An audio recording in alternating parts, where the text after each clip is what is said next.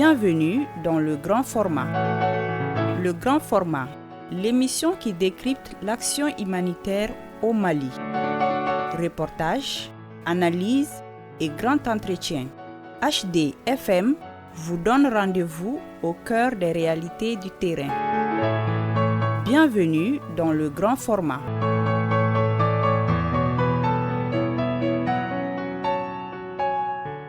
Bonjour à toutes et à tous et bienvenue dans votre émission Le Grand Format, l'espace où nous prenons le temps d'explorer en profondeur les grands sujets de société qui nous concernent tous.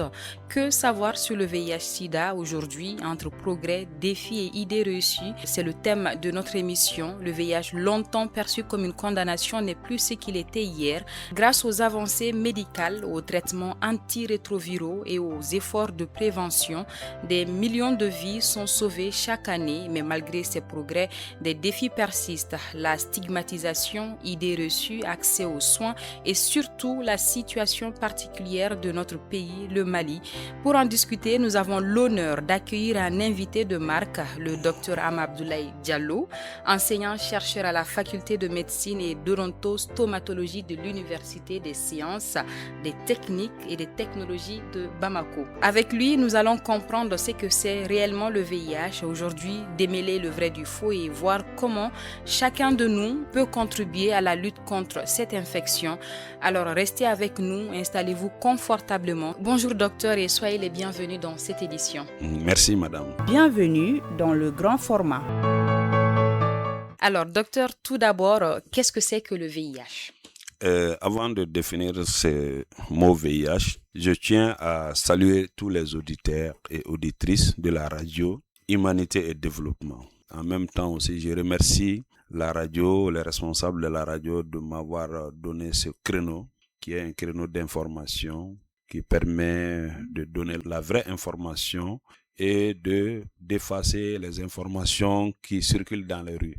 Donc, sur ce, je tiens à vous remercier infiniment et vous dire que je suis toujours à votre disposition, vu le fait que c'est la population qui est informée et je suis dans mon rôle et c'est mon devoir de le faire. Merci beaucoup à vous.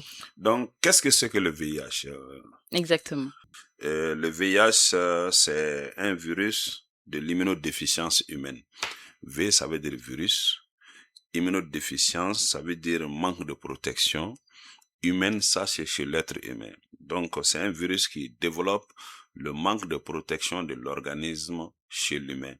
Donc, c'est un virus qui attaque progressivement les systèmes immunitaires, c'est-à-dire les moyens de défense de l'organisme.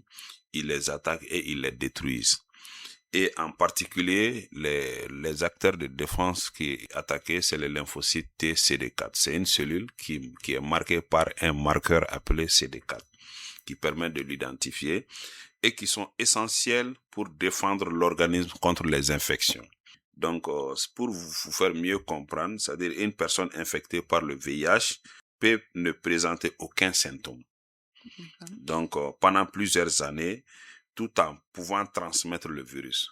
Donc, il y a un temps qu'on appelle un temps de latence. Une fois infecté, tu peux faire 15 ans, 10 ans, ça dépend de l'organisme de la personne.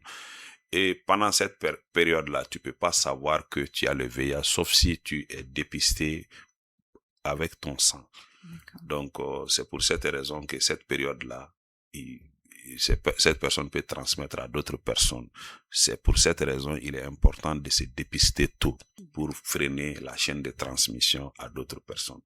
D'accord. Et toujours dans l'optique de mieux comprendre la maladie et de comprendre aussi son évolution, allons plus loin. Docteur, le VIH est-il encore considéré aujourd'hui comme une maladie mortelle ? Bon, c'est considéré comme mortel lorsque le dépistage n'est pas précoce.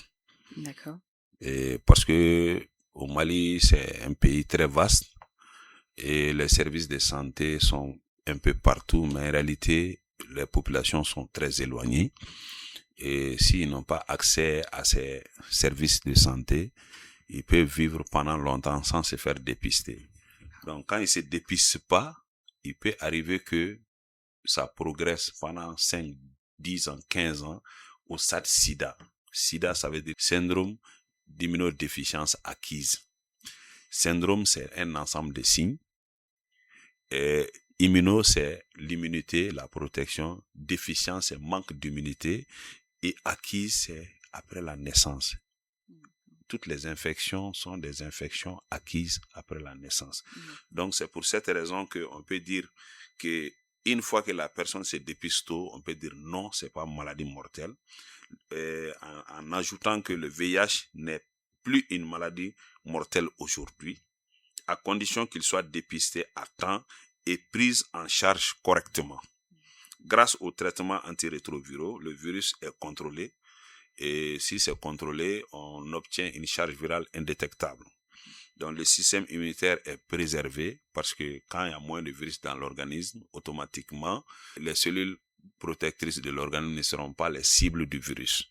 Donc en plus de cela, les personnes vivant avec le VIH peuvent avoir une espérance de vie normale comme tout le monde. Mais à condition que le dépistage se fasse très tôt. Mais si le dépistage est tardif, ça trouve que l'organisme est dépourvu de ses moyens de défense et automatiquement l'organisme s'ouvre à beaucoup d'infections. Ça permet aussi une personne vivant avec le VIH sous traitement régulier peut vivre longtemps et en bonne santé, travailler comme tout le monde, fonder une famille et ne pas transmettre le virus surtout à son partenaire lorsque la charge virale est indétectable. Donc, charge virale indétectable égale à ce qu'on appelle intransmissible. On peut parler comme ça, entre guillemets. En revanche, sous traitement, le VIH affaiblit progressivement l'organisme et peut évoluer vers le sida, qui reste potentiellement mortel. Donc, j'ai un message clé à toute la population malienne, c'est-à-dire le VIH n'est plus une condamnation à mort. Et le dépistage précoce et le traitement sauvent des vies. Donc ça, c'est mon message à l'endroit de la population. Merci bien, docteur. Et maintenant, dites-nous quelle idée reçue persiste encore au Mali concernant le VIH et le sida. Bon, vous savez, le Mali, c'est un pays où l'informel est très importante, les informations ne sont pas très cadrées et les gens partagent les informations à travers les grains et à travers les on-dit. Et surtout, chez nous, l'information est plus verbale que ce qui est écrite. Donc, pour cela, les idées perçues peuvent concerner, certains disent que quand quelqu'un a le VIH, quand il partage la nourriture avec lui, tu peux attraper le VIH. Certains disent aussi avec de l'eau, quand quelqu'un boit de l'eau et que tu bois dans la même bol, ça peut attraper le VIH. Les vêtements, les matériels, parler ou serrer la main avec une personne séropositive, uriner ou toucher les mêmes objets ou peut-être être proche d'elle sans même un rapport sexuel. Donc, tout ça là, c'est des idées fausses. Le VIH s'attrape avec le sang d'une personne infectée par le VIH qui est en contact avec votre système sanguin. Donc, uniquement par le sang ou bien les objets choués par le sang d'une personne infectée par le VIH et à une personne non infectée par le VIH. Contact sanguin. D'accord. Okay. Merci pour ces éléments de réponse. Maintenant, intéressons-nous à la réalité dans notre pays, docteur. Quelle est aujourd'hui la situation du VIH au Mali en termes de taux de prévalence et d'évolution récente? Bon, l'année passée, selon un outil appelé le Spectrum qui est renseigné sur le plan mondial, chaque pays renseigne son outil. C'est les informations de tous les programmes de santé qui interviennent sur le VIH qui sont collectés et qui renseignent cet outil-là. Donc, nous renseignent que aujourd'hui au Mali, 0,76% des personnes vivant avec le VIH vivent avec le VIH qui sont entre 15 à 49 ans. Donc, le taux de prévalence est estimé à 0,76% entre 15 à 49 ans. Cela sous-entend approximativement 0,8%.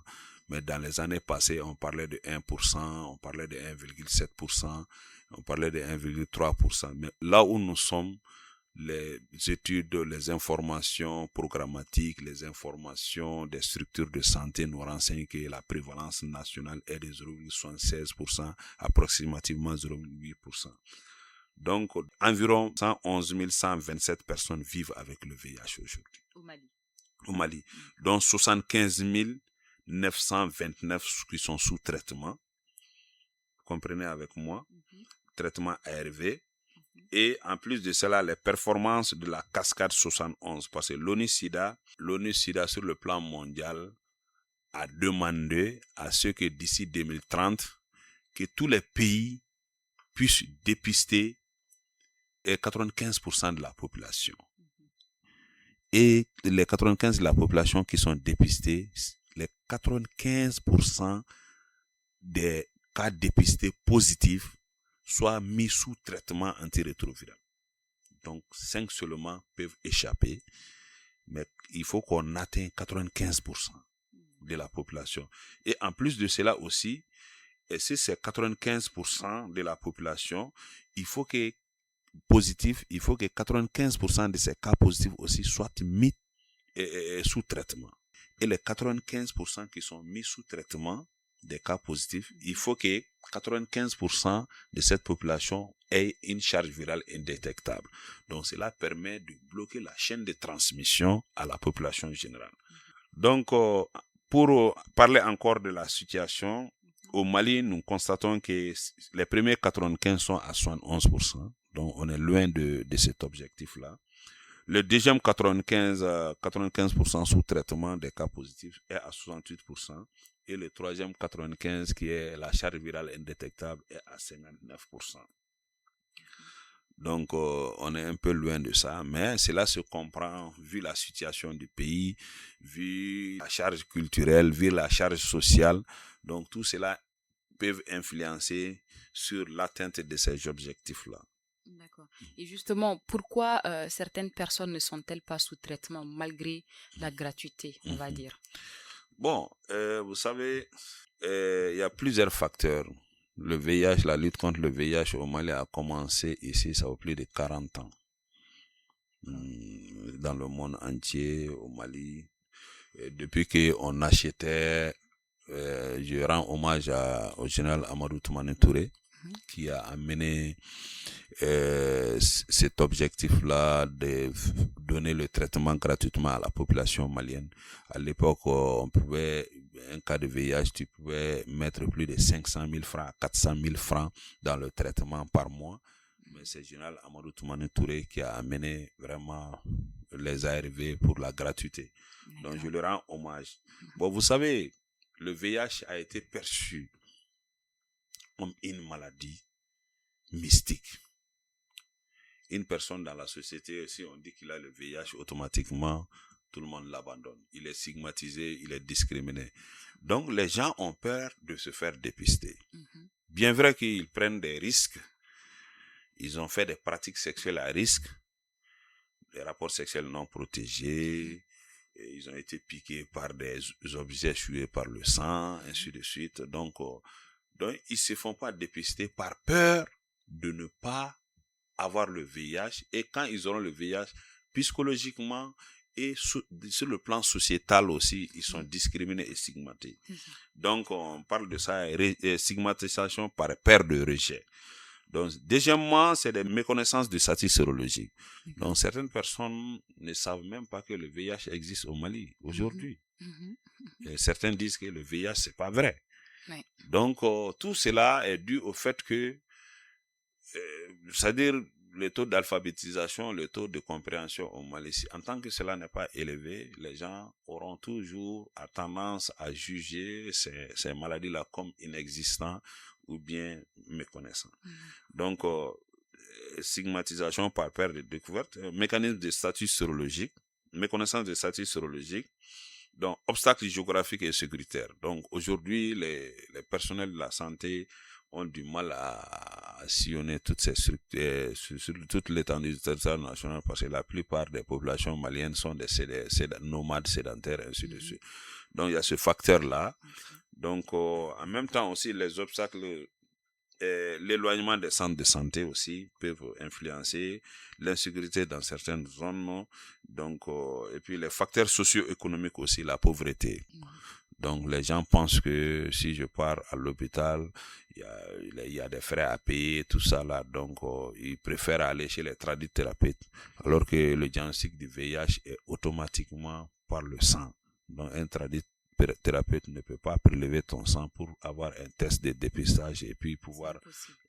Donc, il y a d'autres facteurs aussi, les défis du système de santé. Donc, l'organisation, il y a des ruptures ponctuelles de services, les fausses croyances aussi. Les fausses croyances aussi existent, et recours aux traitements alternatifs, tels que les tradithérapeutes. Il y a certaines personnes, quand ils partent dans les hôpitaux, on dit que, ou bien les structures de santé, on leur dépiste pour les faire comprendre qu'ils ont le VIH. Automatiquement, ils disparaissent. Ils ne reviennent plus par peur. Par peur et puis par refus.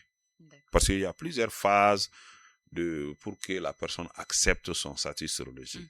D'abord, si la personne il y a des spécialistes dans ce domaine-là, il y a des psychologues, il y a des médecins qui demandent le consentement du malade pour la personne pour le dépister. Une fois dépisté, l'annonce est faite par un psychologue qui le prépare psychologiquement, mais malgré tout ça, la personne sort pour refuser. Donc, c'est des étapes psychologiques que la personne refuse d'abord.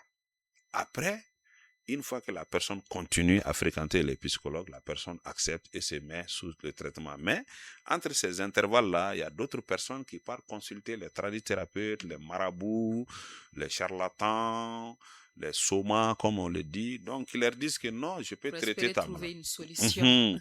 Donc, ils peuvent traîner beaucoup à ces lieux-là jusqu'à ce que la maladie évolue au stade sida. Donc, nous, on est confrontés à beaucoup de situations comme ça.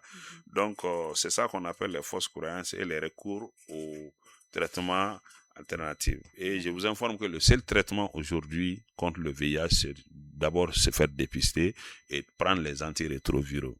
Et une fois que la personne suit, et le suivi aussi, une personne séropositive suit cela, vraiment sa vie est sauvée en quelque sorte. Et la personne peut vivre longtemps sans pourtant être sujet de beaucoup de maladies opportunistes qui interviennent au cours d'une infection VIH. D'accord. Et au-delà des chiffres, il est important de savoir qui est le plus vulnérable face à cette infection. Docteur, quels sont aujourd'hui les groupes les plus exposés du VIH? Bon, avant de répondre à ça, la question précédente, j'ai un mot clé à vous, message clé. Donc, j'informe toute la population malienne que la gratuité est indispensable. La gratuité est indispensable pour le traitement du VIH, mais elle doit être accompagnée de la lutte contre la stigmatisation, le renforcement du dépistage et des services de santé accessibles, accueillants, confidentiels aussi, et un accompagnement psychosocial adapté. Donc, malgré qu'il y a la gratuité, mais il faut que la population comprenne que quelqu'un qui a bénéficié d'une infection, en Bambara on dit mɔgɔ minnu gɛrisɛgɛ la sida bana na a tɛ fɔ sida bana bɛ mɔgɔ min na mais mɔgɔ minnu gɛrisɛgɛ donna sida bana na. Donc il faut que le premier traitement c'est son entourage, sa famille. Il faut que sa famille comprenne que c'est pas une maladie en tant que telle. Le soutien de la famille est très important pour que le malade puisse continuer à fréquenter les structures de santé. Bon, la deuxième question, les groupes aujourd'hui qui sont plus exposés aujourd'hui, parce que avant, dans d'autres pays, il était considéré que la population générale, les études se faisaient sur la population générale.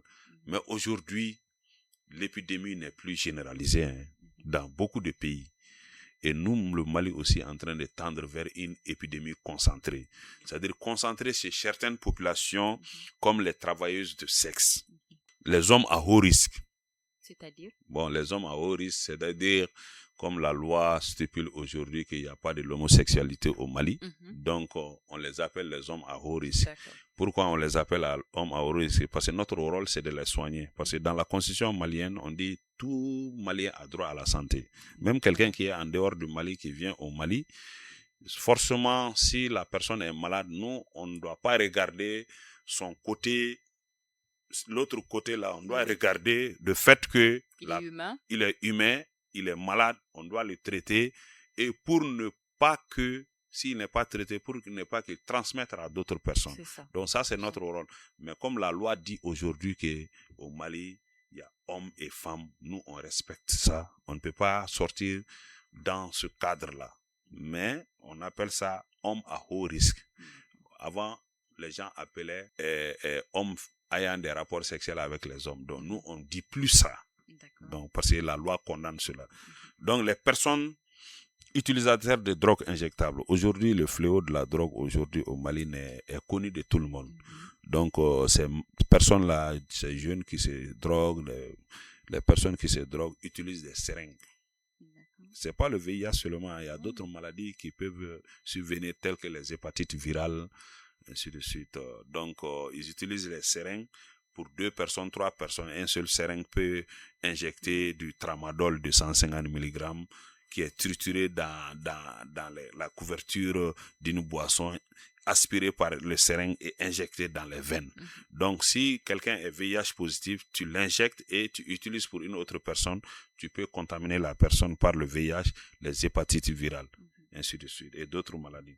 Donc, les personnes incarcérées aussi, c'est des personnes les plus qui sont à haut risque. Ces populations sont plus exposées à raison des pratiques sexuelles à risque, la condition sociale difficile, la stigmatisation et l'accès limité aux services de prévention et de soins.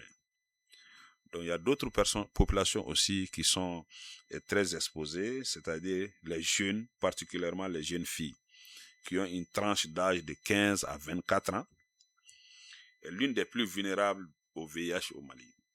Donc parce que ces jeunes filles-là, c'est des tranches d'âge ont souvent une prévalence élevée. Ça a été constaté par des études en lien avec les facteurs biologiques, en lien avec les facteurs socio-économiques. Des jeunes filles qui n'ont pas à manger souvent, qui vivent dans des conditions précaires, se donnent à la sexualité pour pouvoir subvenir à leurs besoins. Donc, si le client n'est pas conscient des enjeux du VIH, peut faire des rapports sexuels non protégés. Donc, la fille ne pense qu'à avoir de l'argent, mais peut avoir l'infection dans ce sens-là. Il y a d'autres groupes, il y a plusieurs groupes, il y a d'autres groupes qu'on appelle les personnes en situation d'handicap. Donc, au Mali, je pense que l'handicap, c'est psychologique, parce qu'il y a beaucoup de services, il y a beaucoup d'associations aujourd'hui, et même au temps de ATT, ils ont recruté beaucoup d'handicapés dans les structures, dans tous les ministères pour que vraiment les handicapés se sentent concernés. Mais cela ne finit pas. Donc les handicapés aussi sont des personnes vulnérables. Ils peuvent être sujettes parce que les gens les rejettent.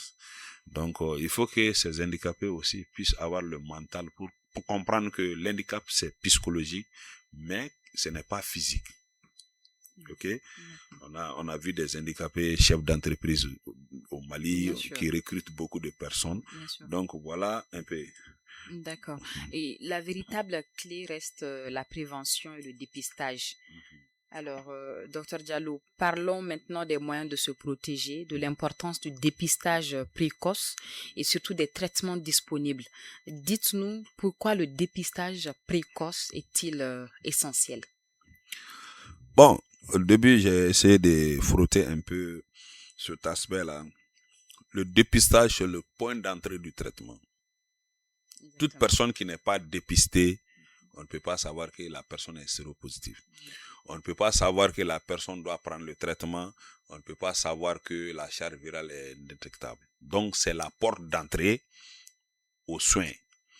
Donc, c'est soigner, ce que je peux dire par rapport à ça, c'est soigner tôt et rester en bonne santé. Qui se soigne tôt peut rester en bonne santé. Par exemple, je prends un exemple, même en dehors des rapports sexuels non protégés, qui est contaminé, il y a des stratégies aujourd'hui qui sont développées au Mali. On appelle ça PrEP. PrEP, ça veut dire prévention. Avant, on dit prévention post-exposition, mais on peut prévenir même le VIH avant l'infection. Par exemple, une jeune fille qui sait qu'elle a un client qui doit vraiment coucher avec elle. Donc, sachant bien qu'il ne peut pas le contrôler, donc la fille ou bien l'homme peut se permettre de faire une prévention pré-exposition. C'est des antirétroviraux, 2 molécules que la personne prend avant l'acte et après l'acte aussi, prend pendant 28 jours. Et c'est pris par la personne atteinte ou l'autre? Même si tu n'es pas atteint, tu sais que tu vas rentrer dans le risque. D'accord. Donc, tu dois vraiment prendre ces médicaments-là avant l'acte et après l'acte pendant 28 jours. Donc, ça peut prévenir l'infection. Parce que la première infection du VIH, ça trouve que le nombre de virus n'est pas élevé. Après, on va parler de ça par rapport à la transmission mère-enfant. Donc, une personne qui fait une PrEP, prévention pré-exposition, donc peut se prévenir contre l'infection. Donc, il y a post-exposition aussi, parce que dans les hôpitaux, un agent de santé qui injecte un produit à un patient qui a le VIH. Donc, en enlevant les seringues, l'aiguille peut piquer sa main. Donc, on fait, ça c'est une prévention post-exposition. Donc, maintenant, il y a prévention pré-exposition. Donc, par rapport au dépistage, comme vous l'avez si bien dit, c'est préventif, c'est-à-dire connaître son statut permet de commencer rapidement le traitement entrepris. Donc, qui se dépiste tôt se met directement sur le traitement. Mais se dépister et refuser de faire le traitement, ça veut dire que tu n'as rien fait et des conséquences peuvent venir après. Ça permet aussi de protéger le système immunitaire quand tu te dépistes tôt, parce que ça trouve que le nombre de virus n'est pas très élevé pour attaquer les agents de protection de l'organisme. Automatiquement, le traitement ajouté peut freiner la multiplication du virus, donc et d'éviter l'évolution vers le sida. Donc, l'importance de se dépister tôt, c'est d'éviter le sida. Mais l'infection est déjà là. Une fois dépisté, très tôt, mis sous traitement, tu ne peux pas évoluer vers le sida. D'accord. Merci beaucoup. Et où peut-on se faire dépister et traiter? Dans les hôpitaux, CHRF, ASACO, ONG, Arcade, ou avec des autotests? Bon, madame, je pense que vous connaissez un peu dedans. Donc, se faire dépister, c'est... Au Mali, on peut se faire dépister partout. D'accord. Sauf si le sujet même n'a pas la volonté de se faire dépister. Parce que le dépistage est gratuit, le traitement est gratuit et la charge virale est gratuite. Donc, ces trois étapes-là sont des conditions sine qua non de la prise en charge du VIH. Il y a d'autres conditions, hein. Donc, où se faire dépister, dans tous les CESCOM du Mali, on peut se faire dépister. Les centres de santé communautaires qui sont très proches de la population, qui sont gérés par la population. Ça, c'est le niveau le plus bas. Celui qui le suit, c'est les CCRF, les centres de santé de référence. Dans tous les cercles du Mali, il y a un centre de santé de référence. Et en plus de cela, dans tous les communes de Bamako, il y a un centre de santé de référence. Même dans les cliniques. Et tout récemment, on avait demandé aux différentes cliniques de faire le dépistage gratuitement. On était en train de faire un bras de fer par rapport à ça. Les médecins libéraux, on a fait beaucoup de réunions par rapport à ça. Parce que les tests sont gratuits. Donc, une fois que tu as les tests dans ta clinique, automatiquement, tu dois faire le dépistage gratuitement. Mais ils disent qu'ils font des prestations de services. Donc, ils ont des personnes à payer et tout ça là. Donc, mais malgré tout ça là, on est en train de communiquer avec eux pour que dans les cliniques privées, qu'ils fassent le dépistage. Mais en dehors de ça aussi, on a essayé d'élargir encore le dépistage. Il y a des cliniques sexuelles au Mali. Des personnes qui ont peur d'aller dans les hôpitaux pour ne pas se faire stigmatiser ou bien de se faire discriminer ou bien de se faire indexer. Il y a des cliniques sexuelles qui sont là au Mali, qui font la prise en charge, qui travaillent nuit et jour. Vous comprenez un peu, une grande personnalité qui s'est fait infecter par le VIH, donc a la possibilité de se faire soigner sans que qui que ce soit ne le sache. Donc au niveau des cliniques sexuelles. Vous comprenez un peu. Donc, voilà un peu. Il y a des autotests aussi. Vous-même, je peux vous donner un test. Vous pouvez vous faire dépister dans votre chambre. Il y a un test qu'on appelle Oracuc. Donc, ce Oracuc-là, tu prends seulement, tu frottes dans ta bouche, tu mets dans le liquide. Il y a une petite liquide qui est là. Tu as un diluant. Tu mets dedans 5 à 10 minutes, tu as le résultat. Donc, il y a le contrôle, il y a le test. Au niveau du contrôle, le contrôle est toujours positif, mais le test, si c'est s'il y a un trait au niveau du test, ça veut dire que vous avez l'infection VIH. Mais s'il n'y a pas de trait, ça veut dire que vous n'avez pas l'infection VIH. Donc, le contrôle sort toujours, mais il y a une partie qu'on appelle T, test, patient. Ça sort ou bien ça sort pas. Si ça sort, ça veut dire que la personne a l'infection. Mais si ça sort pas, ça veut dire que la personne n'a pas d'infection. Donc, c'est pour vous dire que les structures qui travaillent sur le VIH au Mali, l'Arcade Santé, le Haut Conseil, le secrétaire exécutif du Haut Conseil national de lutte contre le sida, la cellule sectorielle de lutte contre le sida, la pharmacie populaire qui gère les produits de santé, la DPM qui est direction des médicaments et des pharmacies qui contrôle les produits, le laboratoire national de la santé aussi, tous les produits qui rentrent au Mali par rapport au VIH au VIH sont contrôlés d'abord. Contrôle de qualité interne. Donc, tous ces efforts sont faits pour la population. Et l'État aujourd'hui est en train de mettre tout en œuvre vraiment pour vraiment répondre aux exigences des personnes qui ont été, qui ont eu la malchance d'avoir le VIH. Bon, qui ont été infectés par le VIH, je veux dire par là. D'accord. Okay. Peut-on éviter totalement la transmission mère-enfant lorsque la femme est suivie? Bon, tout d'abord, qu'est-ce que c'est que la transmission mère-enfant? Je vais vous définir cela. Transmission mère-enfant, c'est lorsque la maman transmet le VIH à son enfant. Bon, moi, je pense que là où nous sommes aujourd'hui, ça, c'est impardonnable. C'est très impardonnable parce que un enfant qui naît aujourd'hui avec le VIH, vraiment, l'enfant est victime. Et nous connaissons les conséquences du fait que l'enfant n'a pas de moyens de défense développés d'abord. Parce que pour que le système de défense se développe très bien, il faut arriver jusqu'à 15-16 ans. Donc, en deçà de cela, quand un enfant hérite de sa mère du VIH, automatiquement, l'enfant va très souffrir. L'enfant ne peut pas aller à l'école, tout le temps maladif.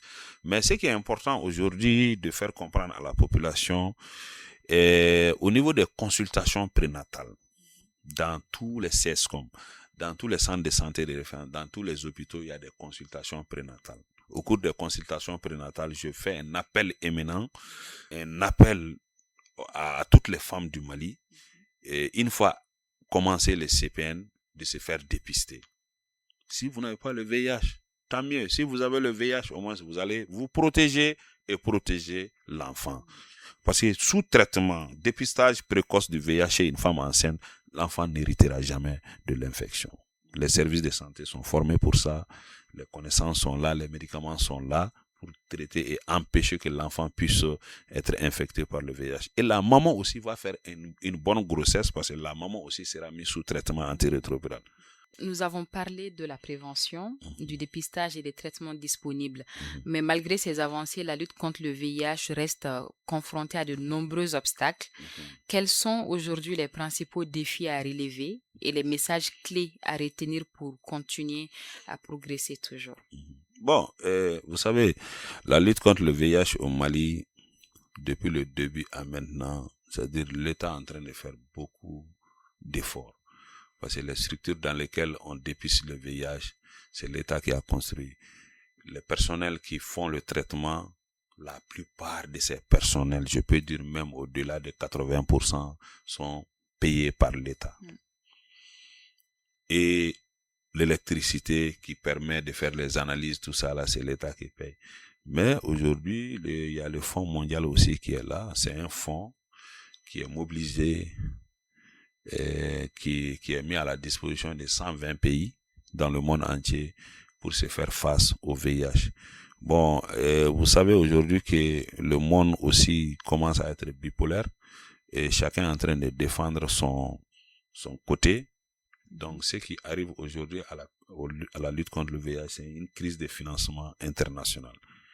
Donc, les États-Unis ont retiré leur argent au niveau du Fonds mondial. Donc, ça est en train de créer. Mais l'État est en train de gérer ces gaps-là. Donc, pour le moment, le défi, c'est le défi de financement. Mais je peux dire que vraiment, l'État est en train de faire des efforts pour pouvoir combler ce financement SRL. Donc, des barrières juridiques aussi et sociales. Donc, la stigmatisation, c'est une des défis aussi très importants. Parce que aujourd'hui, je prends un exemple. C'est juste un exemple. Hein. Oui, Un homme allez-y. peut aller se faire infecter ailleurs, vient infecter sa femme, donc l'homme meurt, mais la femme est là, donc personne ne peut la marier. Mais si la femme est bien suivie, bien traitée, elle peut se faire marier parce que si la charge virale est indétectable, automatiquement, la chaîne de transmission est bloquée. Et puis, il y a d'autres pratiques aussi que ton mari peut utiliser les préservatifs, la protection, qui peut permettre à ne pas transmettre à ce dernier-là. Ouais. Et puis, en plus de cela aussi, il y a des femmes, une fois dépistées VIH positif, ne viennent plus parce qu'ils veulent pas que la famille le sache. Si la famille le sache, le mari, bien vrai qu'elle est victime, elle peut être sujette de beaucoup de discrimination et de stigmatisation dans la société. Donc, il y a ces barrières-là aussi. Il y a les barrières sécuritaires aussi et des défis géographiques. Donc, vous savez, le Mali est très vaste, 1 238 km², et la majeure partie de la population est au centre et au sud. Donc, pour aller au-delà de cela, donc vraiment, ces populations-là, la plupart sont analphabètes, c'est des bergers et puis des nomades. Donc, pour pouvoir les saisir et les dépister, souvent c'est difficile. Donc, il y a toutes ces barrières-là. Donc, l'atteinte, les défis aussi, encore, il y a l'atteinte des 3,95. Au début, j'avais dit que 75% des cas dépistés positifs sont 95% de la population. L'ONU-SIDA a demandé 95%, nous on a 71% pour le dépistage. Et l'ONU-SIDA a demandé 95%, nous on est à 68% pour le traitement. L'ONU-SIDA a demandé 95%, nous on est à 58% pour la charge virale indétectable. Donc ces trois cascades-là, 95-là, donc, tant que si on n'atteint pas ça, c'est pas facile. Ça aurait été moi, en tant qu'expert et puis scientifique, j'allais instituer une loi au Mali que tout le monde doit se faire dépister. Obligatoirement.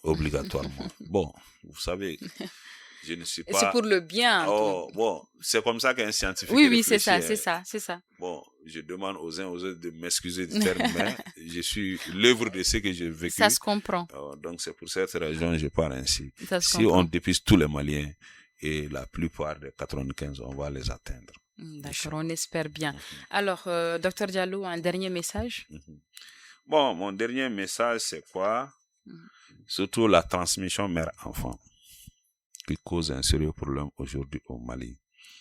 Je ne dirais pas que c'est la faute aux structures de santé ou bien aux agents de santé. Mais si les femmes enceintes ne viennent pas se faire consulter pour la CPN, et le dépistage aussi, c'est volontaire. Vous voyez, il y a toutes ces barrières-là. Une femme peut venir se faire sa consultation prénatale. Le médecin, comprenant bien que les signes cliniques sont là, lui demande, est-ce que madame, vous voulez vous faire dépister? Si elle refuse, on ne peut pas l'obliger à se faire dépister. Donc, il y a toutes ces barrières juridiques qui sont là. Mais si tu l'obliges, la personne peut porter plainte contre toi, ou bien la personne peut même dire que tu l'as contaminé par le sida.